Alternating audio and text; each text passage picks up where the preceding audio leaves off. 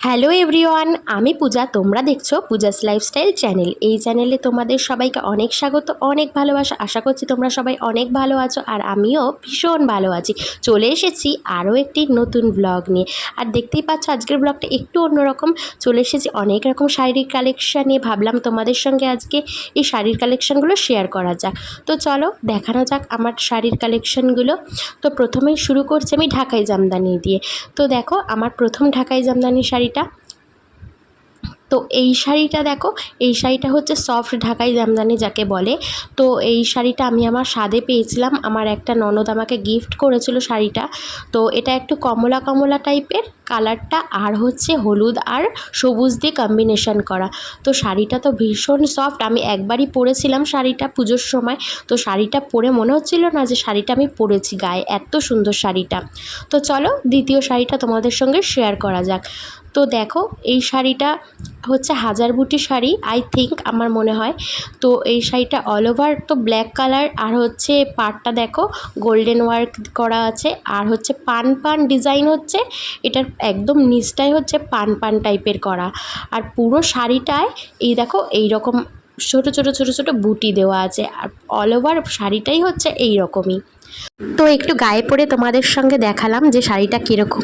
তো দেখো কত সুন্দর আর খুব সফট শাড়িটা, আর যেহেতু ব্ল্যাক কালার ওই জন্য আমার খুব পছন্দের একটা শাড়ি। তো তারপরে নেক্সট দেখো একটা হলুদ কালারের শাড়ি, হলুদ সবুজ আর লালের মধ্যে। আর এই শাড়িটায় না প্রচুর স্মৃতি আছে, কারণ হচ্ছে এই শাড়িটা পরে আমি আমার বাপের বাড়িতে লাস্ট আইবুড়ো ভাত খেয়েছিলাম।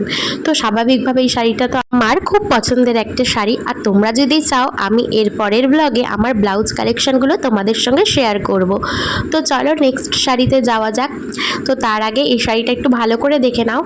তো চলো এবার নেক্সট শাড়িতে যাওয়া যাক। নেক্সট শাড়িটা দেখো, এটাও একটা ঢাকাই জামদানি শাড়ি, তবে এটা না সফট ঢাকাই নয়, এটাকে আই থিঙ্ক এটা একটু রাফ ঢাকাই, তবে হচ্ছে ঢাকাই জামদানি শাড়িই বলে এটাকে। তো শাড়িটা একটু কমলা কমলা কালার দেখো, আর হচ্ছে এই শাড়িটা আমি যেটা বললাম একটু খসখসে টাইপের, আর হচ্ছে ব্লু আর গ্রিন দিয়ে দেখো এটার ওয়ার্ক করা হচ্ছে শাড়ির গায়ে। তো এটা তো আমি বিয়ের পর প্রথমবার পুজোয় যখন আমি আমার হাজবেন্ডের সঙ্গে রাত্রিবেলায় ঘুরতে বেরিয়েছিলাম ঠাকুর দেখতে, তো তখন আমি এই শাড়িটা পরেছিলাম। তো তারপরে দেখো একটা রেড কালারের শাড়ি তোমাদের সঙ্গে শেয়ার করছি। আর এরকম ধরনের আমার দুটো শাড়ি আছে, আমার না দুটো গুলিয়ে যায়। একটা হচ্ছে আমার লজ্জা বস্ত্র, আর একটা আমি নর্মালি কিনেছিলাম। তো দেখো এই শাড়িটা হচ্ছে আমার লজ্জা বস্ত্র। আমি বিয়ের পর মানে ওই রেজিস্ট্রি হয়েছিল, আমাদের বিয়ের 7 দিন পরে রেজিস্ট্রি হয়েছিল, তো সেই দিনকে আমি এটা পরেছিলাম। তো তারপরে আর সেরকম এটা পরা হয়নি। আর দেখো এই শাড়িটার ভিতরে না হলুদ হলুদ দেখো বুটি বুটি করা আছে, আর পাড়টায় জাস্ট হলুদ কালারের ফুল ফুল করা, বাদ বাকি অল ওভার শাড়িটা তোমার এরকম রেড কালার, মানে যেরকম দেখছো একটু জল ছাপা টাইপের, তো সেই রকমই করা আছে।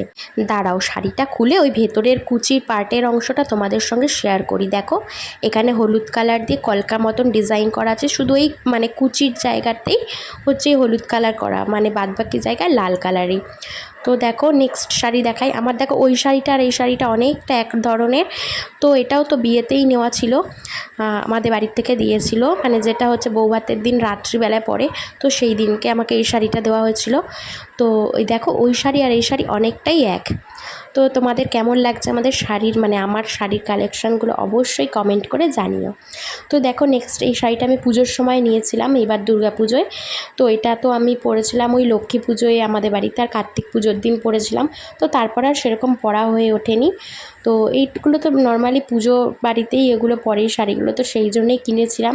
তো শাড়িটা খুব সুন্দর। আর এই শাড়িটা আমি কিনিনি, এই শাড়িটা হচ্ছে আমার মা আমাকে দিয়েছিল, যেহেতু আমার এরকম শাড়ির খুব শখ ছিল, তো সেই জন্য আমার মা আমাকে গিফট করেছিল। তো তারপরে দেখো এরকম একটা সফট ঢাকাই যেটাকে বলে, এটাও ঢাকাই টাইপেরই, তবে জানি না এটাকে কী শাড়ি বলে, আমি অত তো নাম জানি না। তো যাই হোক তোমাদের সঙ্গে শাড়ির কালেকশানগুলো শেয়ার করব ভেবেছিলাম, তো সেই জন্যই করলাম। শাড়ির নাম আমি অত জানি না। তো দেখো শাড়িটাও আমি স্বাদে পেয়েছিলাম। আর জানো তো বন্ধুরা, শাড়ির দাম কম হোক বেশি হোক সেটা ফ্যাক্ট নয়, ফ্যাক্ট হচ্ছে তুমি শাড়িটাকে কীভাবে পরছো। তুমি যদি শাড়িটাকে সুন্দর করে পরো না, একটা 200 টাকা দামের শাড়িও তোমার গায়ে জাস্ট অপূর্ব লাগবে। তো দেখো যা বলছিলাম, এটা কিন্তু একটা নর্মাল একটা হলুদ তাঁতের শাড়ি, এই শাড়িটা যদি প্লিট করে সুন্দর করে পরা যায় না, দারুণ লাগবে দেখতে। তো একটা তো একদম আমার কাছেই একটাই ছিল এরকম নর্মাল তাঁতের শাড়ি, আমার এরকম আর শাড়ি নেই। তো যাই হোক, এবার নেক্সট শাড়িতে যাওয়া যাক। তো নেক্সট দেখো ওই শাড়িটা, এটাও আমি বিয়েতে নিয়েছিলাম আমাদের মানে শ্বশুরবাড়ির তরফ থেকে, মানে আমার বর আমাকে দিয়েছিল এটা। তো দেখো এইটা কিন্তু পুরোটাই লাল শাড়ি, তবে হচ্ছে মাঝখানে মাঝখানে দেখো গোল্ডেন কালারের বল বল মতন দেওয়া আছে, আর পাড়টা জাস্ট গোল্ডেন ওয়ার্ক করা, আর কিচ্ছু না, একদম নর্মাল সোবার একটা লুক। মানে শাড়িটা পরে যতটা কমফোর্টেবল ততটাই শাড়িটা মানে সুন্দর, খুব সুন্দর শাড়িটা। তো চলো এবার নেক্সট শাড়িতে যাওয়া যাক। তো নেক্সট শাড়িটা হচ্ছে আমি 7 মাসের সাধে পেয়েছিলাম ঠিকই, তবে এটা আমি আমার 9 মাসের সাধে ওই আমাদের বাপের বাড়ির থেকে সাধ যেদিনকে দেয় আমি সেই দিনকে ওই একদিনই পরেছিলাম। তারপরে আমার যেরকম ধরা ওই রকমই শাড়িটা, পুরো ধরা না, পার করেছি মানে পার পিকো ফলস যেটাকে বলে, কিচ্ছু করা হয়নি, ওই রকমই শাড়িটা ধরে রেখে দিয়েছি। মানে এটাও তোমরা নতুনই বলতে পারো, মানে এটারও পার পিকো ফলস কিছুই করা হয়নি। তো দেখো এই একটা শাড়ি, এটা হচ্ছে এটাও আমি সাদেই পেয়েছিলাম। তো এটা হচ্ছে ডিপ পিঙ্ক কালারের, আর দেখো ওই যে গোল্ডেন কালার দিয়ে বড় বড় চক্র মতন করা আছে। তো এটাও পার পিকো ফলস কিছুই করা হয়নি। তো এই শাড়িটাও খুব সুন্দর। আমার অনেক শাড়ি আছে এরকম নতুন ধরা, যেগুলো আমার এখনও অবধি পরা হয়ে ওঠেনি। তো আস্তে আস্তে এগুলো পার পিকো ফলস লাগাবো, তারপরে হচ্ছে এই শাড়িগুলো পরবে এক এক করে। তো চলো এবার নেক্সট শাড়িতে যাওয়া যাক। তো নেক্সট শাড়িটা দেখো, এই শাড়িটা হচ্ছে আমি আমার বিয়েতে কিনেছিলাম, মানে হচ্ছে যেটা বলে গায়ে হলুদ। তো গায়ে হলুদের অনুষ্ঠানে পরবো বলে কিনেছিলাম, তবে আর পরা হয়ে ওঠেনি। পরে শুনেছিলাম, মানে কেনার পরে শুনেছিলাম যে গায়ে হলুদের শাড়ি নাকি 1 বছর রেখে দিতে হয়, সেটা ধুতে নেই। তো তারপরে ভাবলাম যে গায়ে হলুদ যখন হবেই তখন তো হলুদ লাগবেই, আর হলুদ লাগলে শাড়ি 1 বছর যদি আমি ওরকমভাবেই রেখে দিই তাহলে তো শাড়িটা আমার পুরোই নষ্ট হয়ে যাবে। এত সুন্দর শাড়ি দেখো, পুরো শাড়িটায় মাছ মাছ করে আঁকা আছে, এত সুন্দর শাড়ি। মানে আমি ওই জন্য আর গায়ে হলুদে পরিনি, এটা রেখে দিয়েছিলাম। ওই বিয়ের পরপর মানে নেমন্ত্রণ থাকে তো এর ওর বাড়িতে, তো তখন পরে যেতাম এই শাড়িটা। ওই 2-1 বার পরা হয়েছে, তারপর আর পরা হয়ে ওঠেনি। তো ওরকমভাবেই রেখে দিয়েছিলাম। শাড়িটা খুবই পছন্দের আমার শাড়ি। তো দাঁড়াও তোমাদেরকে একটু খুলে দেখাই শাড়িটা। তো দেখো পুরো শাড়িতে এরকম 2টো করে ইলিশ মাছ দেওয়া, মানে বলছে ইলিশ মাছটা আমার খুব পছন্দের, তো তাই আমি সব মাছকে ইলিশ মাছই ভাবি। তো যাই হোক, এটা কী মাছ আমি তো জানি না, তো সেই মাছই আঁকা, তো আমি জানি এটা ইলিশ মাছই। তো দেখো নেক্সট শাড়িতে যাওয়া যাক। নেক্সট শাড়ি দেখো, এটা আমার মা আমাকে কোনো একটা অকেশনে গিফট করেছিল, হবে হয়তো নববর্ষ বা কিছু এরকম টাইপের একটা কিছুতে গিফট করেছিল। তো দেখো শাড়িটা দেখো কত সুন্দর, আর পুরো মানে এখানে না যে স্টিচটা করা আছে সেটা পুরো হাতের করা, দেখো সেলাইটা মানে সুতো দিয়ে, পুরো সুতোর কাজ। এটা শাড়িটা এত সুন্দর না, মানে এই শাড়িটা আমার এখনও পরা হয়ে ওঠেনি।